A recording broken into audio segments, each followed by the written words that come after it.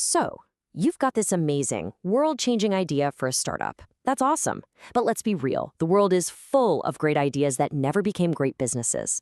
Today, we're going to get into the nitty-gritty, the numbers that actually matter, the stuff that tells you if your passion project can become a real, profitable company that's built to last. I just love this quote from Bill Gurley, a big-time venture capitalist, because it cuts right through the noise. We're not talking about some secret mystical formula here. No lightsabers needed.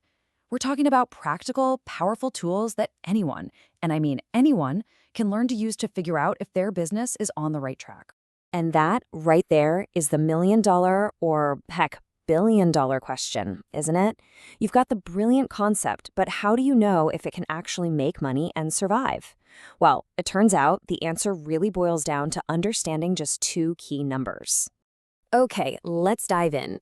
There's basically one simple rule, a kind of golden rule that acts as the ultimate health check for pretty much any startup. This is the test that tells you if your business model is solid or if you're just burning through cash on an idea that's never going to scale. This is it. This is the number you need to remember. 3x. So what on earth does that mean? Well, this little number is the heart of that golden rule for startup economics. And here's the rule itself. The total value a customer brings you over their entire time with your company, that's their lifetime value, or LTV, it needs to be at least 3 times what it cost you to get them as a customer in the first place, which is your customer acquisition cost, or CAC. Simple, right? LTV has to be way bigger than CAC. Let's break down what each of those means. All right, so first up, let's talk about the value side of things. How in the world do you figure out what one customer is actually worth to your business in the long run? Just think about how much business has changed. It used to be you'd go to a store and buy software in a big box. For the company, that was one big sale, and that's it. But now we subscribe to everything, from Netflix to Microsoft Office. This subscription model is so popular because it creates this steady, predictable stream of money, which is the foundation for calculating a customer's total long-term value. So that's what lifetime value is all about. It's not just that first purchase. It's the total profit, not revenue, but profit, you expect to make from a customer for as long as they stick around. You're looking at the whole relationship from beginning to end. And how you generate that value? Well, it completely depends on your revenue model. Are you selling one thing at a time? Is it a subscription? Maybe you're a marketplace, taking a little cut of every transaction. Or maybe you're like Nespresso, selling the machine cheap and making money on the coffee pods. Choosing the right model is so critical because it totally shapes what your LTV can be. And this brings us to something that is absolutely crucial when it comes to pricing. The best, most sustainable businesses, they don't base their price on how much it costs them to make something. No, they base their price on the value they're creating for the customer. Think about it. Your price is just you capturing a tiny piece of the massive value you're providing. If you can get that right, you are way ahead of the game. Okay, so we've got the value part down. Now, let's flip the coin.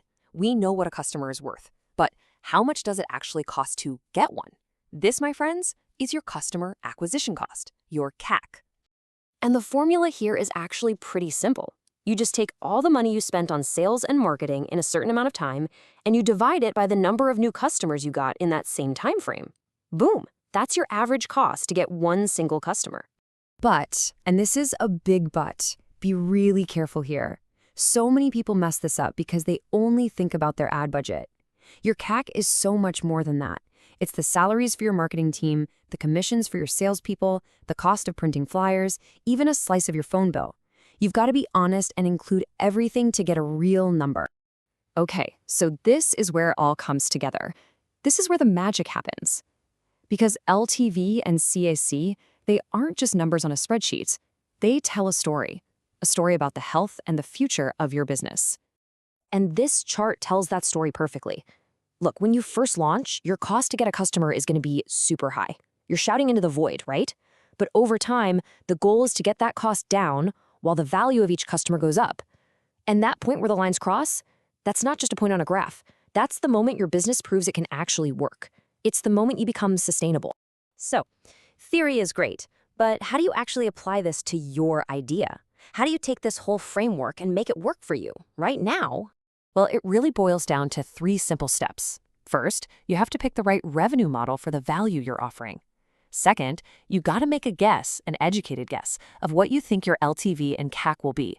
And third, and this is by far the most important step, you have to get out there and validate it. Talk to real people. See if they'll actually pull out their wallets and pay you. That's where your numbers meet the real world. Look, at the end of the day, this isn't about memorizing acronyms. It's about understanding this fundamental balance, the dance between what a customer is worth to you and what it costs to get them.